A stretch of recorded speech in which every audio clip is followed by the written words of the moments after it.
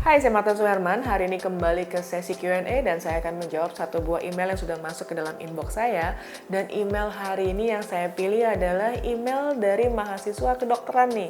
Ternyata fotografi itu penting banget buat teman-teman yang saat ini berprofesi sebagai dokter ataupun mahasiswa kedokteran. Kayak gimana pertanyaannya? Dari simak terus sampai habis.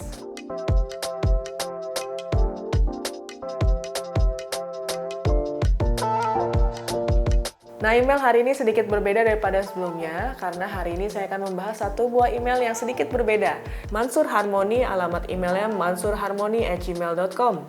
Hai Kak, mau tanya, saya mahasiswa RO, atau singkatannya adalah Refractionist Optician.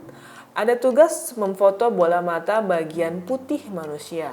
Karena menggunakan handphone Vivo, Oppo, yang paling fokus adalah bagian kulit atau kelopak mata. Pinginnya sih pada bagian putihnya. Bagaimana caranya ya? Tidak bisa ambil terlalu dekat juga. 4 cm makro menjadi gelap. Ambil jarak sekitar 10 cm sehingga bisa pakai lampu LED, tapi putihnya agak ngeblur. Mohon petunjuknya. Salam, Mansur. Dan kemudian dilampirkan 2 buah foto. Foto yang pertama dan foto yang kedua. Nah, sebelum masuk ke pembahasan kali ini, saya ingin mengucapkan makasih banyak buat teman-teman sekalian yang selalu nonton video saya dan juga sudah subscribe. Dan buat teman-teman di sini yang mungkin baru aja ketemu channel ini dan belum di-subscribe, jangan lupa di-subscribe sekarang karena setiap minggunya saya membahas tentang fotografi. Dan buat teman-teman di sini yang menanyakan apakah saya bisa dipanggil untuk kebutuhan kampus, perusahaan, ataupun komunitas, teman-teman bisa langsung kontak ke nomor di bawah ini, nanti akan dibantu oleh administrasi saya. Demikian juga buat teman-teman menanyakan apakah saya ada jasa fotografi, videografi, dan juga social media management. Nah, untuk pembahasan kali ini mengenai mahasiswa bagian kedokteran nih memang sangat unik menurut saya, karena kemarin juga saya sempat ada satu seminar bersama teman-teman dokter gigi ya, yang sempat menanyakan bagaimana caranya memotret sebuah gigi yang bagus gitu ya, supaya mereka juga ketika ingin melakukan promosi ya untuk kebutuhan mereka, misalkan before dan afternya seperti apa, lalu lightingnya seperti apa, karena saya percaya banyak banget teman-teman juga yang sudah melek pada sosial media yang ingin mempromosikan jasa dokter itu melalui sosial media gitu ya. Dan di sini pastinya sebuah visual, sebuah foto itu menjadi satu bahasa atau satu cara berkomunikasi yang sangat efektif zaman sekarang ini. Nah, dan hari ini karena kebetulan aku dapat emailnya dari Mansur ini mengenai foto mata ya, di sini memang ada sedikit keterbatasan kalau kita memotret dengan menggunakan sebuah smartphone ya, karena pastinya smartphone ada batasan-batasan tertentu yang mungkin tidak bisa didapatkan dengan optikal menggunakan lensa makro yang sesungguhnya gitu.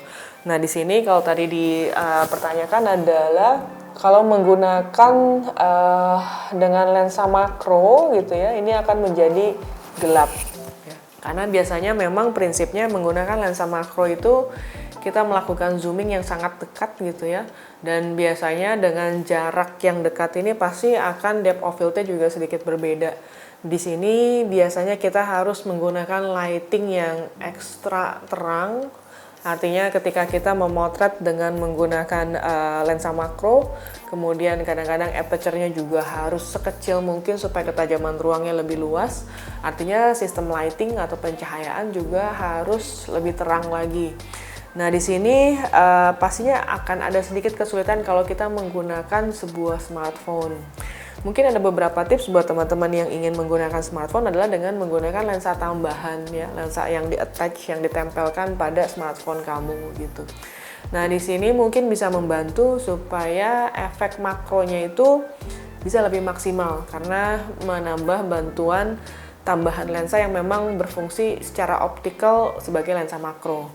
Nah, di sini yang saya lihat juga, aku nggak tahu sejauh mana sebuah smartphone itu bisa dimaksimalkan settingan aperture-nya.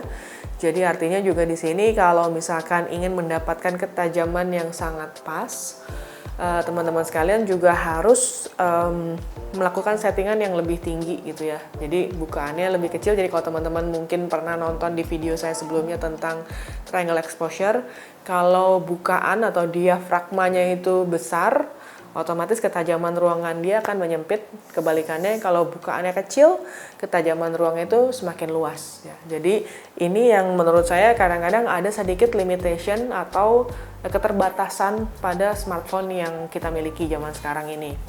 Nah, di sini juga yang tadi sempat dibahas mengenai kok fokusnya kepada bagian kelopak matanya ya, bukan kepada bolanya.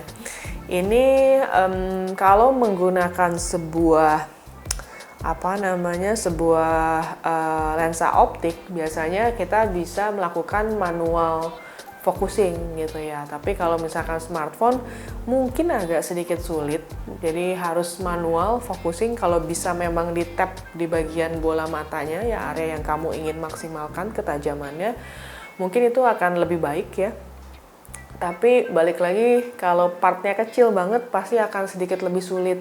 Nah, di sini mungkin kalau kamera smartphone kamu ada feature untuk focus picking ya, untuk membantu melihat area mana yang fokus, area mana yang tajam, itu mungkin akan membantu supaya hasil foto kamu lebih maksimal.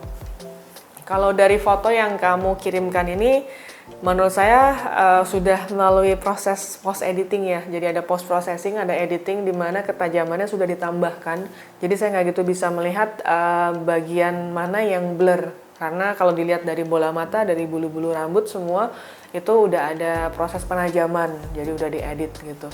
Dan masalah putih ataupun tidak putih, ini rasanya bola mata tidak mungkin putih sempurna karena pastinya ada urat-urat atau aku nggak tahu istilah kedokterannya, tapi pasti akan ada seperti urat atau selaput garis-garis untuk darah gitu ya.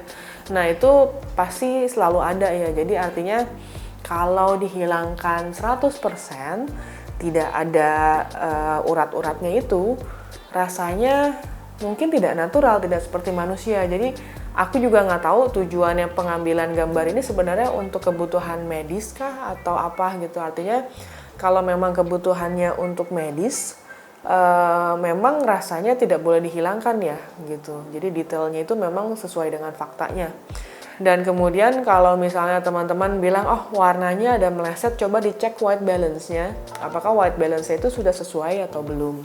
Jadi ada kalanya kalau misalkan kita setting white balance-nya itu salah, mungkin warnanya agak kekuningan atau kebiruan gitu ya. Kalau teman-teman di sini mungkin yang belum tahu tentang white balance bisa cek juga di sini ya. Jadi itu settingan-settingan di kamera kamu, smartphone ataupun kamera profesional. Itu biasanya ada settingan white balance yang memastikan kita mengcapture warna yang tepat gitu seperti aslinya. Ini juga menjadi satu hal yang harus teman-teman lihat juga nih, teman-teman yang mahasiswa ataupun dokter. Sebenarnya kan bola mata manusia menurut saya kan warnanya beda-beda ya. Ada yang ada bluish-nya, yang ada agak kuning dikit atau apa. Nah ini aku juga nggak tahu apakah kebutuhannya itu untuk kebutuhan analisa medis atau gimana. Tapi biasanya kalau sifatnya untuk data analisa memang tidak boleh ada diubah sama sekali. Jadi artinya setahu aku ya biasanya warna-warna itu kan yang menggambarkan apakah ada penyakit tertentu yang mereka miliki atau misalkan memang yang sehat tuh seperti apa gitu ya. Jadi rasanya kalau kebutuhannya untuk medis menurut aku abadikanlah yang memang sesuai dengan aslinya. Masalah ketajaman yang tadi saya bilang, ketajaman itu bisa diakalin dengan manual fokus ya. Kalau memang kurang kameranya, smartphone-nya bisa menambahkan attachment lens ya, tambahan lensa. Atau kalau memang sangat dibutuhkan lebih bagus lagi kualitasnya, memang harus masuk ke dalam kamera mirrorless ataupun DSLR. Itu pasti akan lebih gampang untuk kamu melakukan settingan fokus dan juga settingan aperture sesuai dengan yang kamu inginkan. Oke, dan dari foto yang kamu kirimkan ini ada dua ya. Dua ini juga warna white balance-nya agak sedikit berbeda. Yang pertama itu cenderung lebih magenta, yang kedua lebih cenderung kuning. Jadi artinya ini juga tergantung kamu ingin menyampaikan yang mana gitu ya. Karena buat aku biasanya settingan di kamera kamu harus dipastikan juga itu sesuai gitu dengan lingkungannya seperti apa, terus warnanya seperti apa juga. Buat saya sebenarnya ini aman, maksudnya nggak terlalu crucial dari segi warna kulit, karena biasanya warna kulit memang ada yang cenderung lebih kuning, ada juga yang cenderung lebih magenta. Nah yang kedua ini, yang magenta mungkin akan sedikit lebih banyak impact-nya di mata sehingga agak lebih kelihatan kemerahan gitu ya. Nah, yang kedua mungkin agak lebih nguning, lebih netral. Teman-teman yang menggunakan software sebenarnya ada satu cara untuk mendapatkan warna yang paling netral. Biasanya ada pakai picking tuh ya. Kalau misalkan di Capture One, teman-teman bisa pilih untuk warna yang untuk netral, jadi neutralizing warna yang kita inginkan. Dan biasanya kalau misalkan di fotografi juga kita ada yang istilahnya pakai gray card untuk memastikan warna mana yang kita ingin gunakan. Tapi kalau smartphone memang agak sedikit lebih sulit ya, karena smartphone ini kan nggak sekompleks DSLR ataupun mirrorless. Tapi kalau misalkan memang ada kebutuhan sampai sejauh itu, menurutku harus dilakukan juga. Kayak gitu ya. Mudah-mudahan bisa membantu teman-teman yang mungkin mengalami permasalahan yang sama, mungkin dari kedokteran gigi atau kedokteran dari mata atau bagian yang lain. Mudah-mudahan bisa membantu. Semoga pekerjaan yang kamu sedang lakukan ini bisa disampaikan dengan baik secara visual. Thank you for watching, dan buat teman-teman yang mungkin ada fotonya ingin dibedah, silahkan email ke martasuherman@gmail.com.